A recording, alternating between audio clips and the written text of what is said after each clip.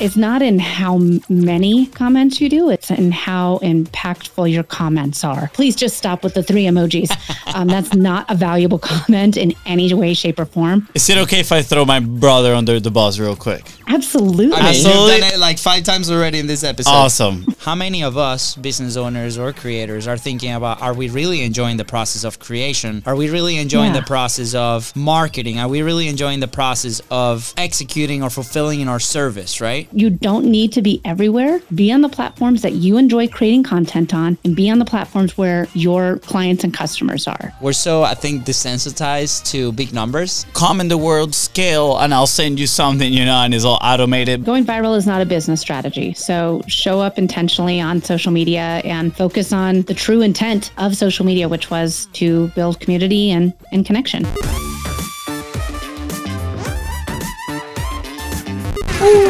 Hey, what's up, funs? We are Happy back, Monday. guys. We met this amazing guest in one of our masterminds, and then we shared stage together in Orlando. And I was like, Katie, we need to talk about this. Did you just reveal her name? Well, It was supposed to be a secret. Well, there's a magic of post-editing, Fonzie, if you are not aware of that. But, you know, I'm very excited to welcome the one and only Katie Brinkley. Let's go! The author, podcaster, business owner, agency owner, beautiful, amazing mom. Yep. What else? Yeah, avid soccer junkie, just like you two. Yes, I mean, let's go. football, but yes. I played co-ed soccer up until COVID, and then my team disbanded, and I haven't found a new one. So, Well, now we know, because we've been Next talking time in the- about putting pickup games in podcast conventions. You are on our team. Just saying. heck yeah, count me in. And I thought you were going to say, just so you know, we're going to start a pickup league in Denver and come out to Denver every week so that I could play. That'd be a fun excuse too. I'm totally down. Also, is it okay if I throw my brother under the bus real quick? Absolutely. I mean, Absolutely. you've done it like 5 times already in this episode. Awesome. Well, I'm just going to say, you, my friend, maybe didn't pay too much attention at the notes that Katie put here, because Katie says, I am terrible at bragging. And you went on and you were like, she's an awesome podcaster, author, which she is, absolutely. But then she's like, what else, Katie? Tell me more. Brag about yourself right now. We like to put people on the spot. That's what I'm saying. And, you know, that's all filtered. Just say, it's okay. It's okay. Sports and mom life are seriously like everything that I do outside of these 4 walls that are my office. I love sports. I'm a former sports reporter. Love playing them. My 2 daughters are 6 and 9, and we literally spend 6 days a week doing sports in some regards. So That's I love awesome. sports. Yeah. But that's, I don't know if that's really a brag. It's just an interest. Absolutely. You're definitely an awesome mom. That's the goal. I feel like, you know, business owners and parents with kids in sports, that's basically the 2 things that are going to happen, right? Because, you know, we were just on a call earlier with somebody's like, oh, yeah, we just came out from the soccer tournament with my daughter. We had to drive like 3 hours so they could play 3 games and then drive back 3 more hours. It's insane. Yeah. It's crazy. So, yes, kudos to you because, you know, we know what you're building, you know. Respect to all parents out there in travel teams. That thing is insane. Yes. It's For those outside It's the insane. US, I know it makes no sense, but it's okay. But Katie, that's not what we brought you here today. We brought you because, you know, we connected over the social content aspect of your business, right? And you wrote an incredible book. I saw your Social Shift. The Social right Shift. Available in all the platforms. Go get it. And, you know, I saw your presentation and it's so interesting. I'll let you explain, you know, what your strategy is. And we also use a software, shout out to Capshow, that embedded your strategy into it. And let me tell you, I saw the new version. I got access to the new version and I saw it and I experienced it. And it was like, this is so good. So anyways, we have to share that with the people. So tell us a little bit about, you know, your world in social and how you come up with this very unique strategy. Well, first of all, like I said, I was shocked that you guys even invited me to be on your show because it is so different than your strategy.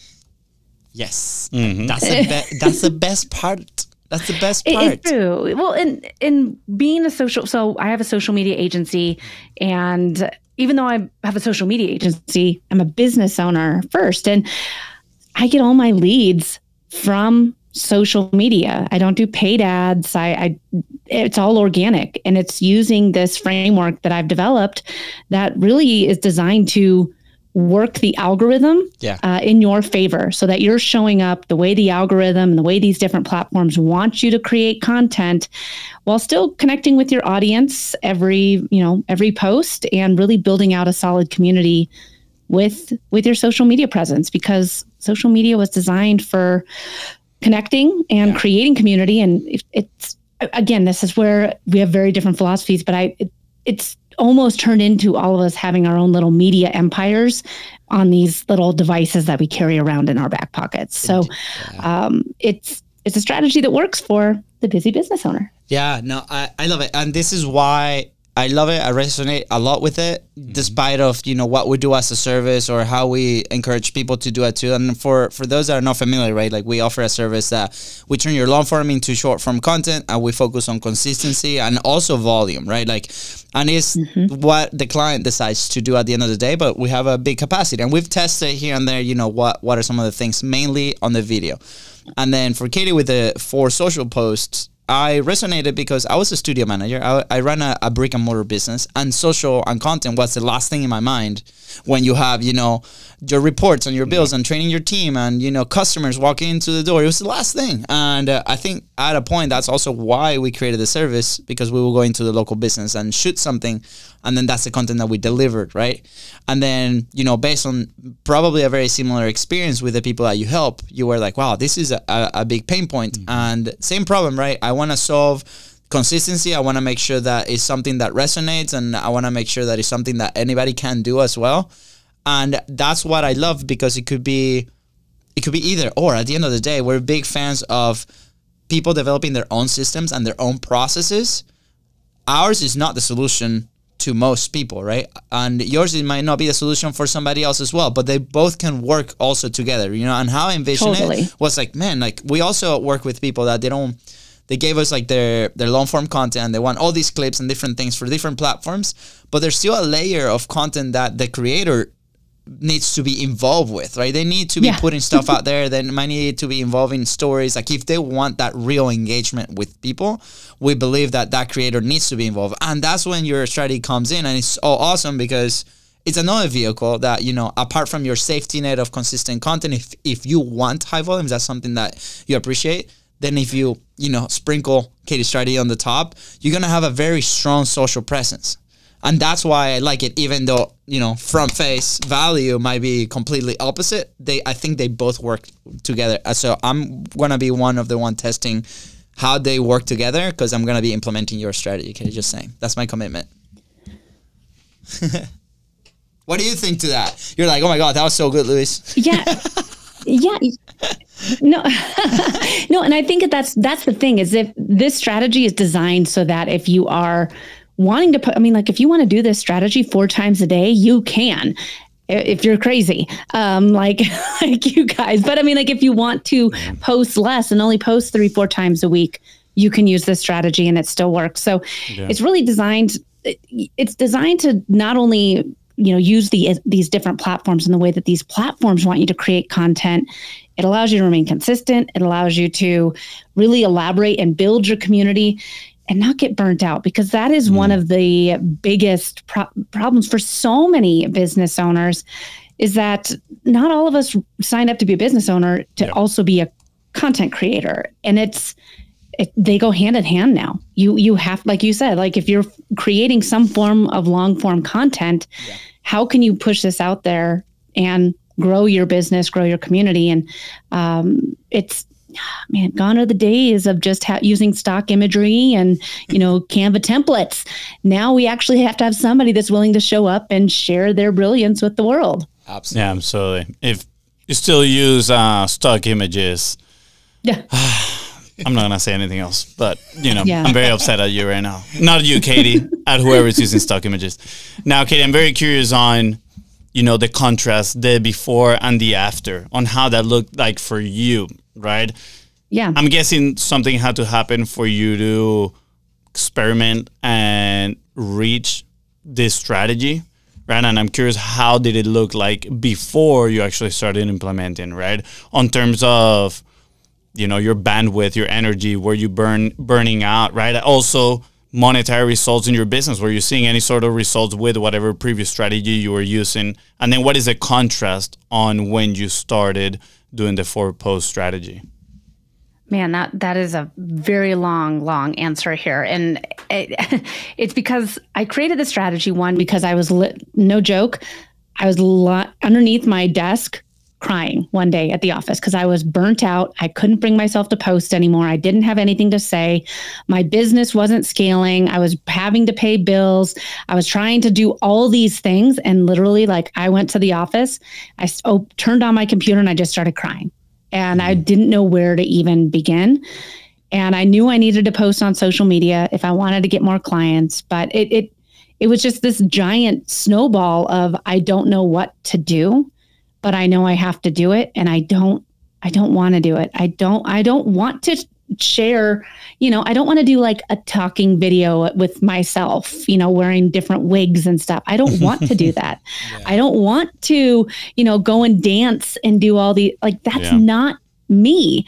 Now, you know, we've had the opportunity to hang out IRL before. And I'm pretty outgoing in real life. I am pretty silly, but like, I really have a hard time doing that alone in a room. It's just not who I am. I am a geriatric millennial, a term that I hated at first, but now I'm kind of like, oh, okay, I'll take it. So it's people that are born between, I think, 1978 and 1983. And essentially we grew up alongside of the internet. Like, I remember typing DOS commands into my computer.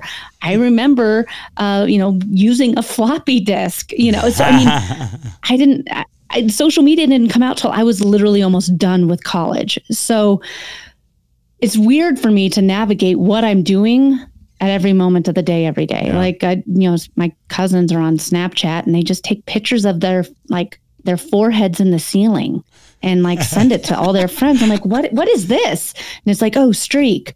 I don't get it. But I mean, like, this is where I get that it's hard to show up on social media. And especially too, if you're a little camera shy, it can feel just like a giant dread, but you have to do it. You have to. And how can you do it? How can you build this community and how can you grow your business without necessarily having to show your face every day, all day? And there's different ways to create content on these platforms. I guess kind of last thought on this is that, you know, during COVID is when TikTok really took off because we all had nothing better to do. Yep. And so TikTok took off, short form video took off. Then, you know, Instagram Reels, you know, they came in and everyone had to be doing Reels. Well, as a social media agency owner, I have access to a lot of different social media accounts. I can see different algorithms. I can see different feeds. And one of the things I noticed was how different all of my clients' feeds were. And that's when I really started thinking about, okay, all of us had different feeds. We're being shown different content because we're all consuming a different way. We can't just be relying on these algorithms to be like, okay, well, Katie posted again, because Kim might not look at a single image post on Instagram. She only sees reels anymore. Yeah. So it really allowed me to think critically about how really you can show up effectively on each social media platform while not burning out. Yeah.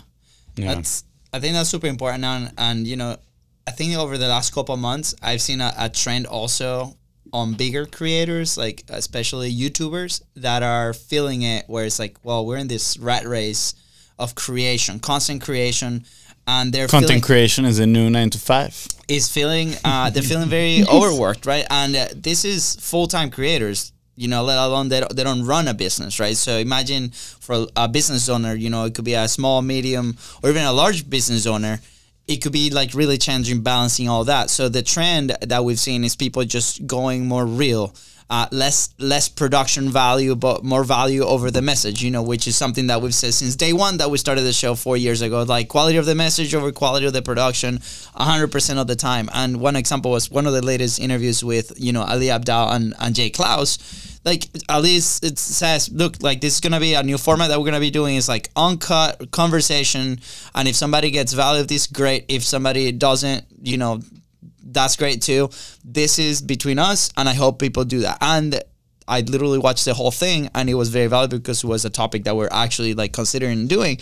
And I think that's the direction that a lot of creators are going. Even Mr. Beast did just a 10-minute video lately that it was one shot. Obviously, high production. They have like, you know, 50 different cameras, but it was like one shot. So the planning on that or the execution was minimal compared to other videos that they've done in the past. So as a creator and as a business owner, I think today more important than ever. I mean, you have also private lives that we live. You know, we're just talking about the kids and soccer and all this. How do we can create a system with our resources or our team members that we might or might not have that we can still be consistent and get the results? You know, and speaking of results, Katie, what are some of the things that you started noticing when you start executing on your strategy, or some of the wins that maybe your customers have had with this strategy? Yeah, I think that, but please don't do what I did. But like I said, I was crying at my computer. Don't do that anyways. But I mean, I didn't want to post. Yeah. And this is really hard when you have a social media agency. And so for a whole month, I only did 3 posts on social media, but it was my best month in profit ever. Again, don't do what I did, but this is when things really clicked for me of, well, wait a second, how am I showing up? How am I building my community, and what value am I giving? Yeah. And everything turned into a theme. So without, you know, going too far down this rabbit hole, is what is the big takeaway that you want? What's the big action you want people to take? Is it to follow you? Is it to sign up for your email list? Is it to listen to your podcast? What is the big action you want them to take? And how are you going to use your content to get them there? Because nobody goes to Instagram to listen to a podcast. They just don't. They go to Apple or Spotify or Good Pods or whatever. How are you going to get these people that have opened up their phones to kill time to then go listen to your 30-minute show? Yeah. And it was by creating a way of making people problem aware, showing my thought leadership, elaborating on this problem, building a community, how I overcame this problem, and then asking them to take action. And it was just in those simple posts, and it was showing up a different way, leading them along this customer journey, that I had more signups than ever. I had my busiest sales month. I gained followers, and I was like, maybe I'm onto something here. So if I'm doing this and really just not even putting a ton of effort into it, I'm just doing it because I know I need to have somewhat of a presence. Yeah. What would it be like if I actually applied this with a strategy? And it all changed. So cool. So cool. Yeah. Again, we've talked a lot about this strategy. I want to dive in a little bit into the strategy, right? So people listening right now, especially somebody that are probably more like me, that are like, I don't want to live in social media, you know? Yeah. I understand the whole point of community. I love community. You know, I think there's places where you can host your community and spend more time in there without, you know, being distracted with all the other aspects of social media. You know, when I want to connect with somebody, I'm like, oh yeah, I'm going to go to Facebook and reach out to this person. 20 minutes later, I'm like, why am I in Facebook? I totally forgot what I'm here, right? Then I was like, oh yeah, I was going to reach out to this person, right? So what is the strategy? What are those 4 posts? How can we break it down for somebody that is ready to implement it? I mean, obviously, besides reaching out to you, besides getting your book, The Social Shift, what else? What are the nitty-gritty inside of the strategy? Well, and Fonzie, I think that too, with this strategy, it's designed to eliminate a lot of the stress and the overwhelm. But our good friend Alex Sanfilippo, you know, he and I did a training together, and he implements it. And I think he has one of the strongest communities online out there. And he doesn't, man, that guy for being, a millennial, he has 0 apps on his phone. He has doesn't even have email on his phone. It's insane. He has an Apple, but he doesn't it's crazy. Yeah. I think that I'm not saying that social media is evil. Obviously, it's fantastic, but with the way that we've just gotten into this rat race, I think that so many people are getting burnt out, and then they're abandoning social media altogether for their business and saying, it doesn't work. Yeah. And so one of the very first things before we even get into the strategy, I think that you need to consider is, what platforms do I enjoy being on, and where am I seeing results now? Because I hate TikTok. I said it. I hate TikTok. A short form video just is not for this girl. I get that it's 148 million people in the United States are on it. There's a lot of people that I'm missing out on touching on TikTok, but it's not for me because I have to actually engage on the platform. I have to watch other people's content. And I just got done saying I don't really like creating video. Yeah.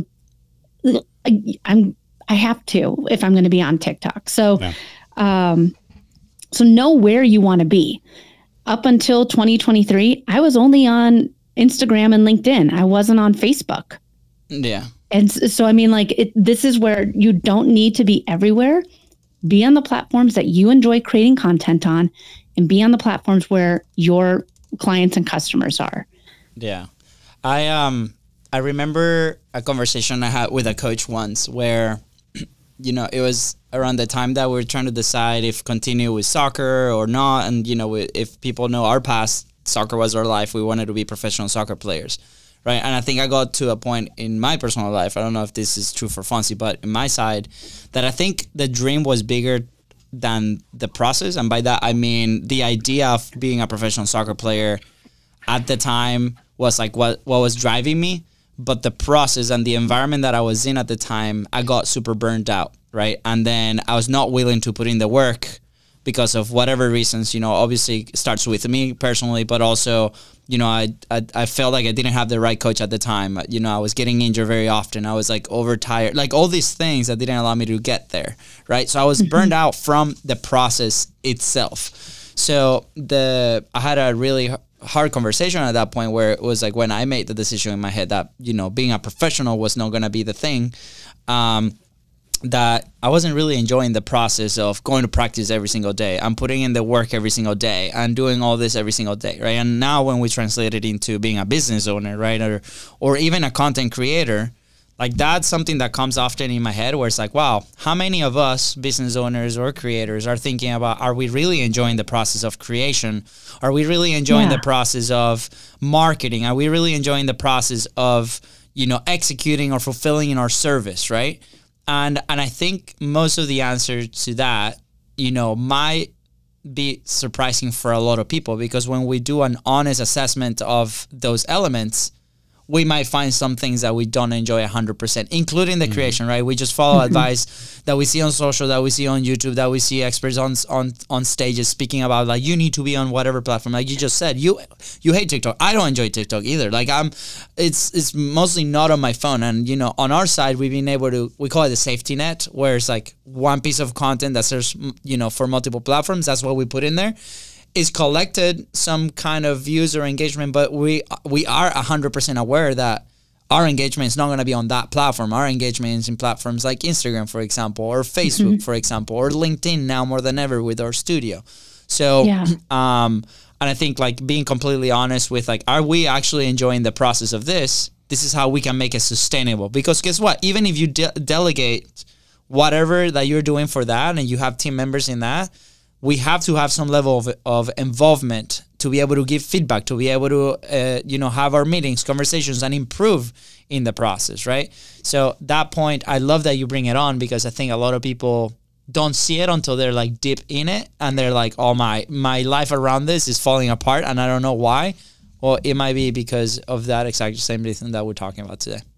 Well, Luis, I think too, you think about it, and the big creators typically have one main platform where they have the majority of their followers, and they're producing the highest quality content. And I get it. There's schedulers out there. I mean, for crying out loud, Meta makes it all. So all you have to do is toggle a little button so you can share across platforms. But, all of these platforms were created with their own purpose and their own identity and their own culture. If you're copying and pasting the content across all the platforms, you're missing out really on creating a community and maximizing the way that the platform wants you to create. And I get with short form video, it's a little bit different, but hear me out on this. The culture between TikTok videos, Instagram videos, and YouTube shorts is very different. Yeah. I mean, you'll see an Instagram video or like a trending kind of reel on Instagram, and people on TikTok are like, that was cool like 2 months ago. Like, here's Instagram being late to the party again. And again, it's because there's that different culture. It's a different way of creating. So you can't just create a piece of content and press it out there and be like, yeah, here it is. I did it. Now everyone sign up to work with me, because there is a different way of creating and cultivating that community. Yeah, absolutely. Yeah, 100%. My challenge in there is I would say the engagement that is needed, right? In a way, like people are always like, oh, you got to engage. And I'm like, I love engaging with people. I love talking to people. But at the same time, I'm not the biggest fan of just like scrolling. And then I turn into, this turns into the scroll of doom. And, 3 hours later, I'm like, what am I doing here? Who am I? The existential crisis, all these things. So I'm curious on your end, how do you solve that, right? Like, because I'm sure part of it is, again, curating those relationships and building, good relationships. And for that, you need some sort of engagement. So I'm curious, how are you managing that, within your strategy with the 4 posts, like to not spend yourself so much time into these apps? So I'm going to let you in on another secret. I only engage. So I'm on 3 platforms, LinkedIn, Facebook, and Instagram. I'm only on them for each of them 10 minutes a day. So that's 30 minutes a day on social media.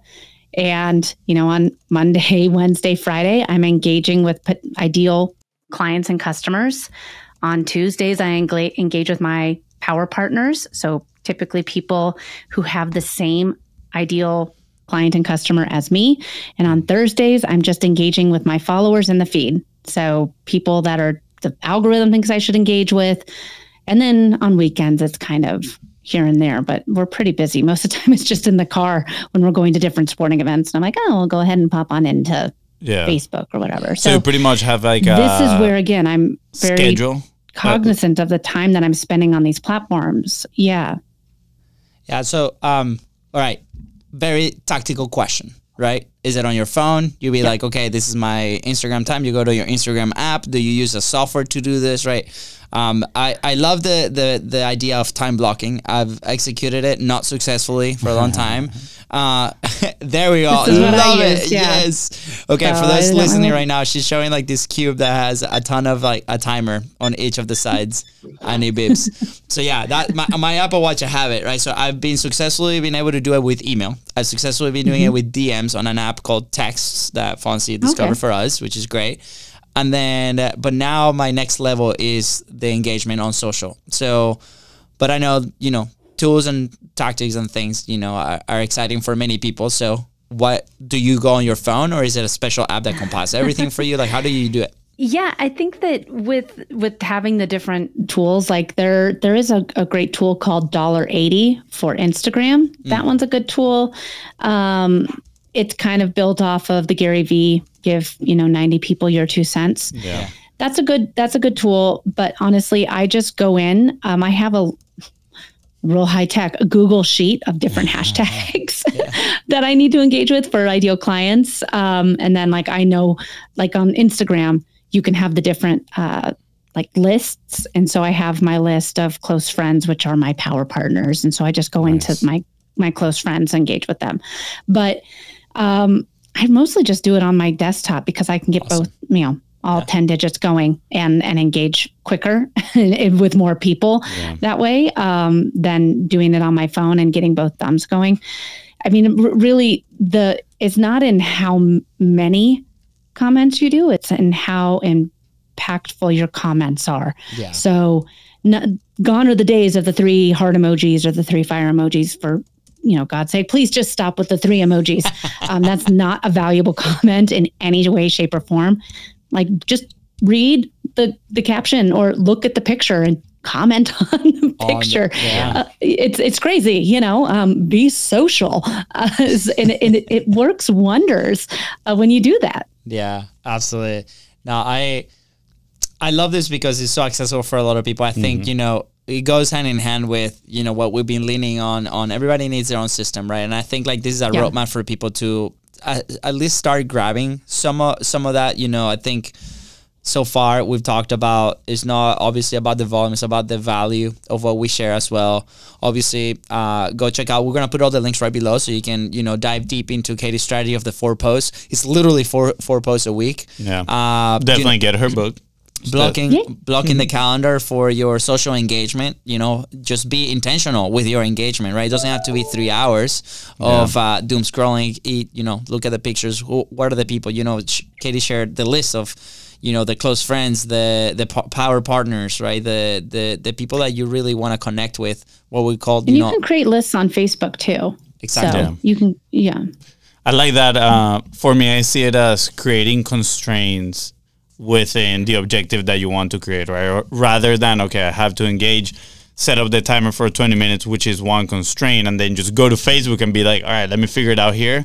Because then you have more variables that can cause a lot of distraction, right? You have your feed for once that is going to cause a lot of distraction. Maybe you see, I have a lot of notifications or messages I haven't read. But if you have, the constraint of the timer, and then you also have a constraint of, a specific list feed, right? Curated feed that you have to go through, it's going to help you kind of like stay on your lane and actually execute on that. So I love that. I love the fact that you place these constraints around your own processes. Katie, sorry. Go ahead. Sorry, Luis.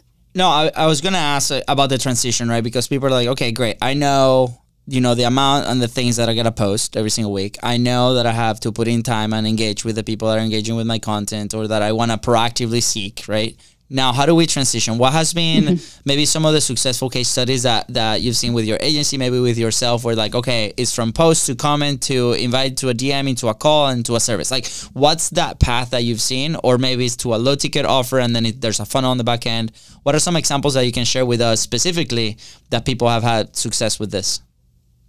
Yeah. And I think that too, hopefully everyone kind of feels a little bit of a sigh of relief of how they have to show up. This system is designed to the whole content. I mean, I'm kind of putting both of us out of a job here, but the whole system is designed so that it takes you about an hour a week to create the content. Yeah. And then the rest of the time that the content is being, has been created, that you would typically be spending creating content for just engaging and building community. So some of the people that, have started implementing the 4-post strategy, one, they get their time back, which is the most important thing as somebody that's a business owner.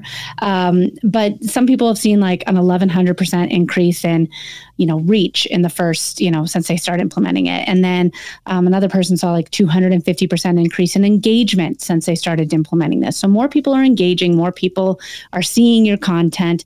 And again, it's kind of taking control back over the algorithm and using it in your favor. Like, all right, I know that I want to so I launched the podcast production division of my company in early 2024, and I want more clients that need help with that. So how am I going to get more clients in? And it was by posting valuable content, making people problem aware that they were struggling with this, elaborating on some of my best tips, building community on how I did this, and then 4, asking people to take action, asking them to leave social media to go one step further with me. And I mean, that's just for sales calls. But if you want people to listen to this show, I mean, we're having this conversation right now, but we don't know who's on the other side, who's listening. Wouldn't that be awesome to know who's listening? Well, if you have in your action posts, ask people to do #podcast. Now you can see, okay, these people have given me public access to slide into their DMs. They have said, Katie Brinkley is welcome in my DMs, general public. So it's not weird for you to go in there and say like, hey, Fonzie, I saw that you commented podcast. Here's the link. I'd love to know what you think of the episode. Afterwards, I could, a week later, and be like, hey, what was your biggest takeaway? Did you like it? What do you think of Joe Schmo? I can actually have a conversation with my listener. How cool is that? And it's when you ask people, to leave a comment on your post, it's way better than sending them to the link in your bio or just, saying like a link is in the comments. I mean, you're not going to, maybe you'll have 8 people that comment #podcast or whatever, but it's 8 people that you can then go and nurture. You can, where are you at with your business? Yeah. Have you been a regular listener to the show? Do you want to start a podcast? Have you ordered the book? Whatever. You can actually talk to some of your biggest fans. Yeah.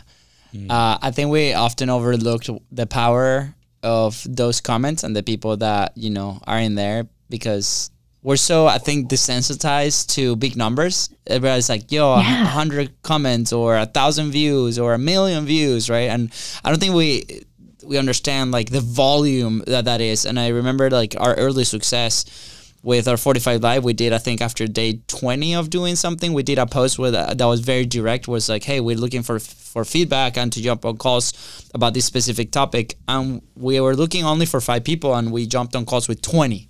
And that changed and designed a service that we've been selling for the last 4 years, which has been crazy, right? Yeah. And it was, we're looking for 5, right? And, in that video with Jay Klaus and Ali, I just have it so fresh. Jay, that's really good at building community.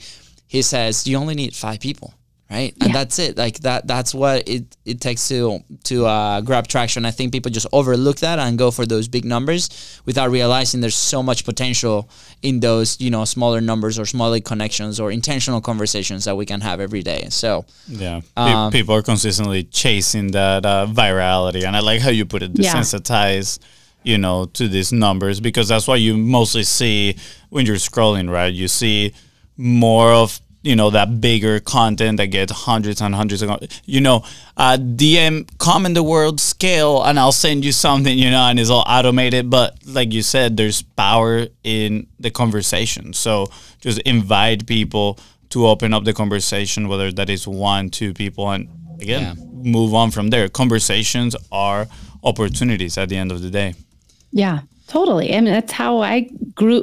Like I said, we don't do any paid ads.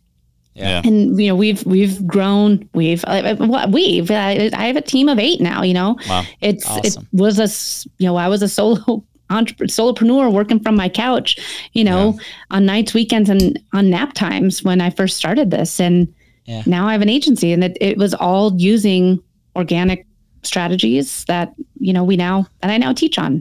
So awesome. So guys, if you're listening to this, we might be in the CEX conference. So we're going to be speaking there. If you guys want to find out more about, those topics and obviously Katie's book, all the link is going to be like right below. Katie, thank you so much for coming on today. It was so great.